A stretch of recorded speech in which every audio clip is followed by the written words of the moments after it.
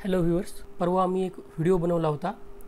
त्यात मी काही न्यूजच्या आधारावर 80% MPSC परीक्षा नाही होण्याचे चान्सेस आहेत असे सांगितले होते.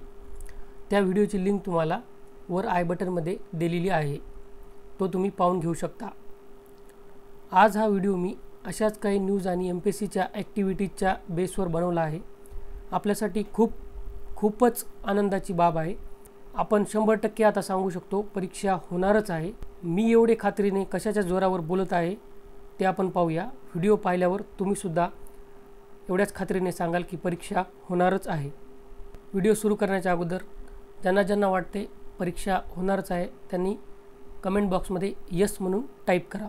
ही न्यूज बघा. मिनिस्ट्री ऑफ होम अफेअर्स, केंद्रीय गृह मंत्रालयाने कोविड-19 गाईडलाईन्स मार्च 31 पर्यंत वाढवलेले आहेत. ही न्यूज काय आहे ते आपण आता सविस्तर पाहूया.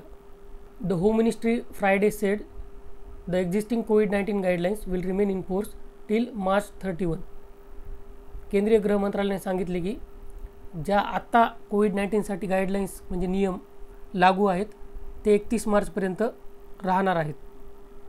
इथे तुम्ही पहा, एक्झिस्टिंग म्हणजे जे नियम अगोदर होते तेच आता मार्च 31 पर्यंत कंटिन्यू राहणार. अगोदरचे जे नियम होते ते जानेवारी 27ला लागू करण्यात आले होते आणि आज म्हणजे शुक्रवारी केंद्रीय गृह मंत्रालयाने हेच नियम मार्च 31 पर्यंत चालू ठेवण्याचे ठरवले आहे.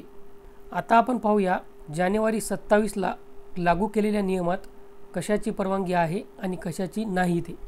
As per the existing guidelines म्हणजे ज्या 27 जानेवारीला लागू केल्या होत्या त्या गाईडलाईन्स नियमाप्रमाणे cinema halls and theatres are allowed to operate with more people. Cinema halls, चित्रपटगृहे आणि नाट्यगृहे हे चालू राहू शकतात. Swimming pools have also been permitted for use by all. Swimming pool सर्वजण यूज करू शकतील.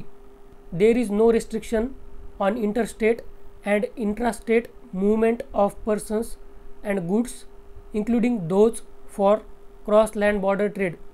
दोन राज्यांमध्ये किंवा राज्यातल्या राज्यात प्रवासास परवानगी आहे, त्यावर काहीही रेस्ट्रिक्शन नाही आहेत. No separate permission or approval or e permit will be required for such movements. वरील गोष्टींसाठी सेपरेट परवानगी काढण्याची गरज नाही आहे. यावरून तर आपल्याला क्लिअरली कळत आहे की 31 मार्चपर्यंत लॉकडाऊन होणारच नाही. आपली परीक्षा राज्यसेवेची 14 मार्चला आहे. 14 मार्चची परीक्षा तर एनी हाऊ होणार म्हणजे होणार. तसेच ही नोटीस तुम्ही पाहू शकता. MPSCने ही नोटीस आजच टाकली आहे. यात तुम्ही पाहू शकता 4 मार्च 2021ला मुलाखती आहेत, म्हणजे 31 मार्चपर्यंत ॲक्टिव्हिटीजना परवानगी आहे हे सिद्ध होते. तसेच ही नोटिफिकेशन पहा, ही MPSCने कालच टाकली आहे. ही अपंगांसाठी आहे.